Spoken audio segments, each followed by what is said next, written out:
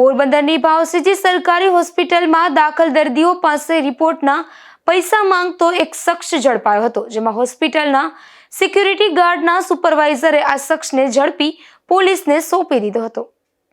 પોરબંદરની ભાવસીજી સરકારી હોસ્પિટલના બાળકોના વોર્ડમાં ઢેબર ગામેથી એક બાળ દર્દી સારવાર માટે દાખલ થયા હતા. આ દર્દીના રિપોર્ટ હોસ્પિટલની લેબમાં આપ્યા હતા, ત્યારે રિપોર્ટ લઈ આવી દેવાના બહાને એક શખ્સ આ દર્દીનો રિપોર્ટ લેબોરેટરીમાંથી લઈ આવી અને દર્દીના પરિવારને આપ્યો હતો. અને આ હોસ્પિટલમાં કોઈ પણ પ્રકારનો ચાર્જ લેવામાં ન આવતો હોવા છતાં 2400 રૂપિયા રિપોર્ટના માંગ્યા હતા, જેથી દર્દી પાસે રૂપિયા ન હોવાથી 500 રૂપિયા આપ્યા હતા અને અન્ય રૂપિયા બાદમાં આપવાનું કહ્યું હતું. ત્યારે આજે ફરી સલીમ નામનો શખ્સ રૂપિયા લેવા આવતા હોસ્પિટલના સિક્યુરિટી ગાર્ડના સુપરવાઇઝર રમેશ સોંદરવા અને તેમની ટીમ દ્વારા આ શખ્સને ઝડપી લઈ પોલીસને સોંપવામાં આવ્યો હતો.